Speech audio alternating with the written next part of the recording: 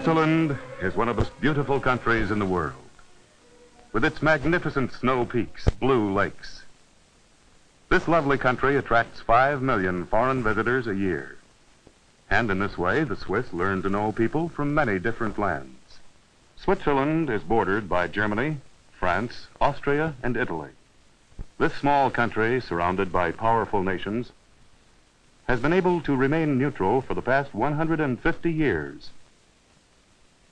In 1814, at the Congress of Vienna, the great powers guaranteed Swiss neutrality, and this has proved to be in the best interests of Europe. The Swiss people have always been ready to protect their country. Each man has his own gun and ammunition in his home. The men are on call until they are 48 years of age. Today, the Swiss Army can be mobilized in 48 hours.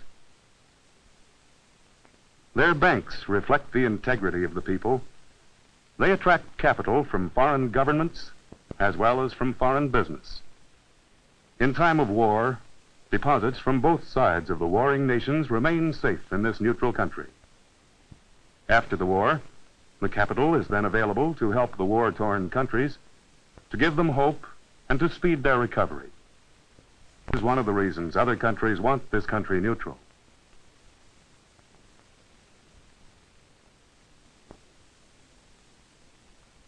Lucerne is one of the many charming cities and is a starting point for trips to the mountains.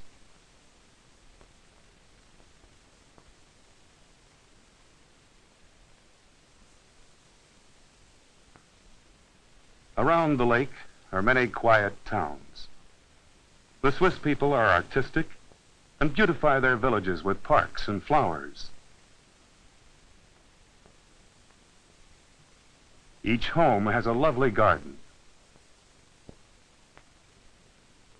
Even the high school has bright flowers in the window boxes. It's Sunday, and the people stop to chat on their way home from church. The friendly Swiss are well liked by the foreign people who come to visit their country.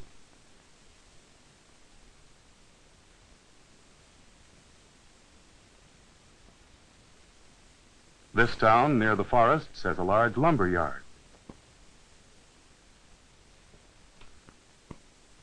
The tranquil loveliness of Lake Geneva is an inspiring setting for people to gather in the cause of peace. For over 100 years, Geneva has stood for international goodwill, perhaps more than any other city in the world. The Swiss welcome people of culture, writers, craftsmen, and even political refugees. Several of the former kings and queens of Europe now live here. The League of Nations was established here after the First World War. A plaque was placed here in memory of President Woodrow Wilson and his work for peace.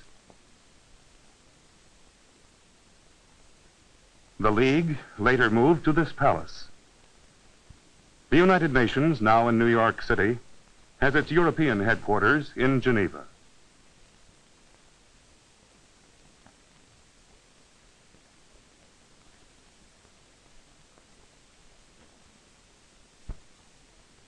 Here is the home of the International Labor Board of the United Nations.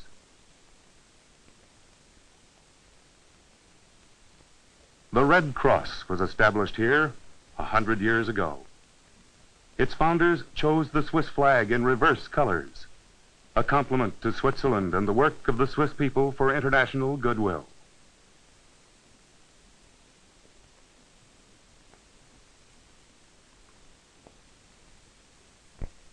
Bern, the capital, overlooks the Aar River, a branch of the Rhine. Switzerland has plenty of electricity and is highly industrialized. Nearly half the people work in industry. They have few natural resources or materials to work with and must import the supplies to make their product. They're skilled and artistic and make things that take small amounts of material but need fine workmanship. For example, complicated machinery, clocks and music boxes, also textiles and embroidery.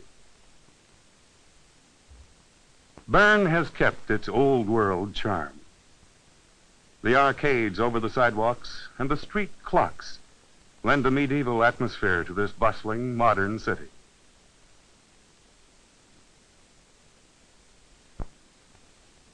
Bern University has over 2,000 students. Courses are held in German, French, Italian, and English, because all these languages are spoken in the country. The fine schools attract foreign pupils. The 7th grade girls from the Mädchen School are taking a field trip. First, the girls hike to the Rutter farm to see the harvest. Many of the farmhouses and barns are built under one roof because of the heavy snows.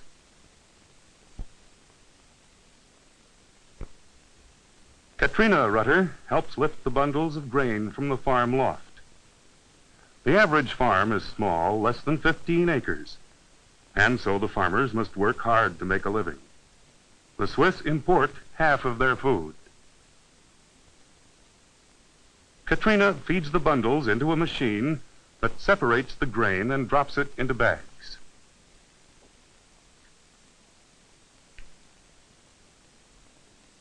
Next, the girls see how pottery is made. Mr. Kane, the potter, works in his home. The girls learn how he prepares the clay, molds it, and bakes it in the kiln. Mrs. Reese, their teacher, thanks him. These young people are taught to be independent and in this small democracy and know how to do many different things.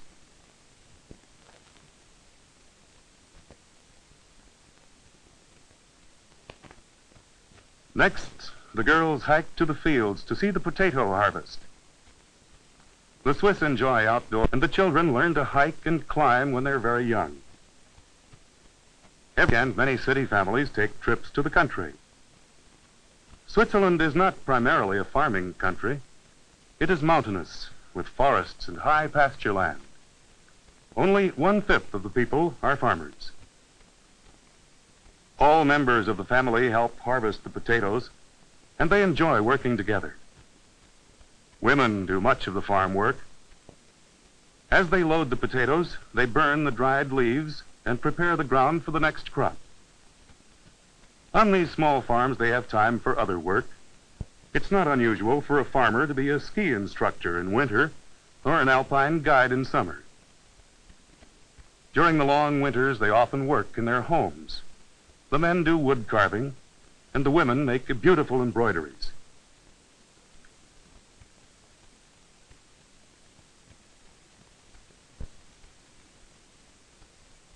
Another Friday, the girls visited the city of Thun on the River Aar. An hour on the bus from Bern.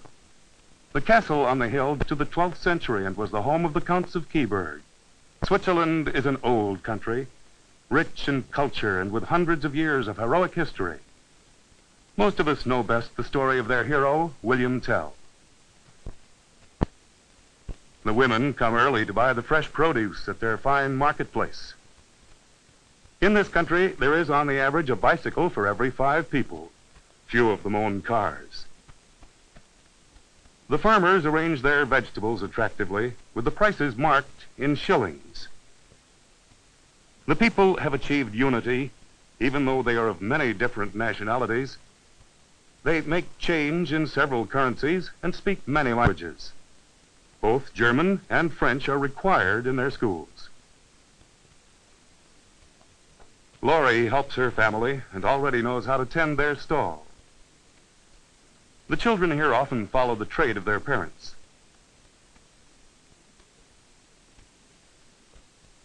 The Swiss people are prosperous, and few are very rich or very poor.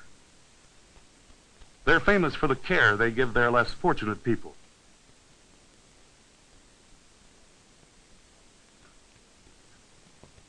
Life here is not hurried. The people have time to enjoy their river. Boating is a favorite pastime, and the children like to feed the swans.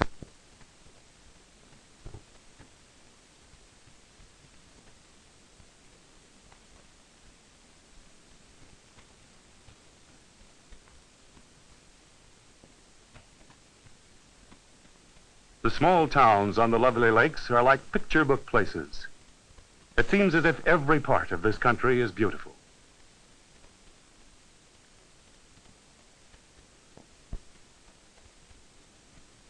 In the fall, when the snows come far down the mountainsides, it is necessary to bring the cattle down to their winter barns.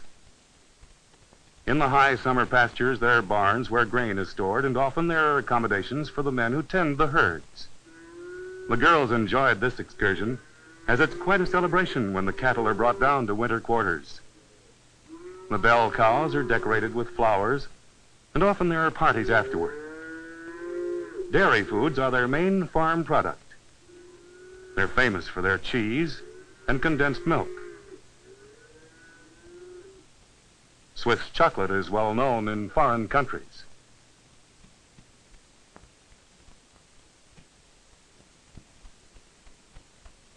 The girls have enjoyed the celebration and returned to the Carnet home for their picnic lunch. Distances are not great in this small country that is only about 200 miles long at its greatest length. The girls have a chance to know their homeland and become closer friends. They have fun and joke as they make plans for their next trip.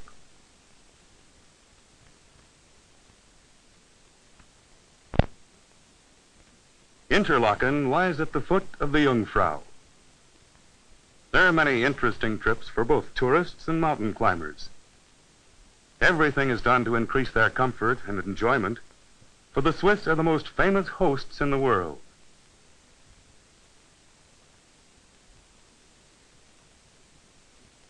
Switzerland is often called the playground of Europe. Then, too, tourists have been a key business for many years.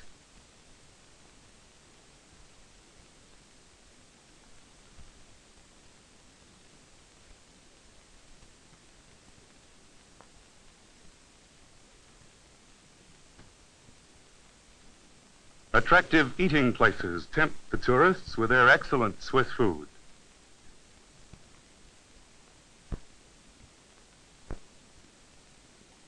The farmhouses are charming with their wide eaves for protection from the heavy snows. Chief, the dog, helps the family pull a load of hay from the fields. Grandfather is an invalid and cannot help.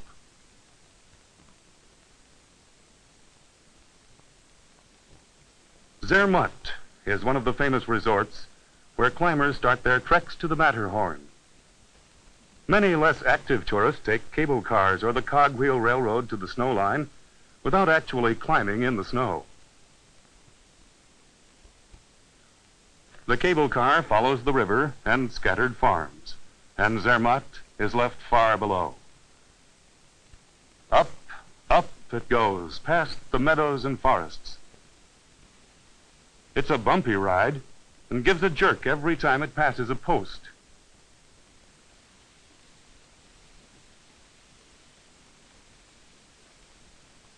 There are small chapels in the highest villages.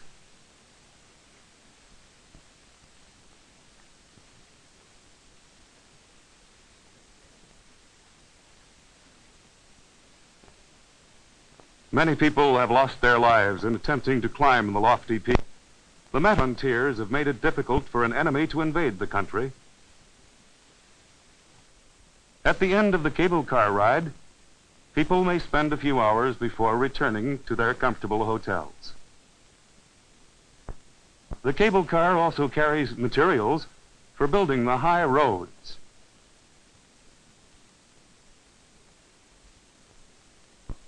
It's a steep climb for the villagers who carry their own supplies.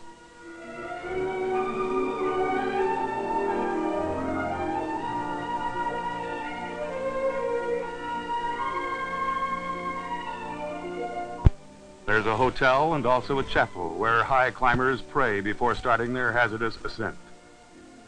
In this great solitude, one has time to wonder how the Swiss people have been able to maintain a neutral position with wars on every side of them. We have seen some of the reasons, and as we think about the needs of the world, it is good to know that one small country could contribute so much toward peace and permanent goodwill throughout the world.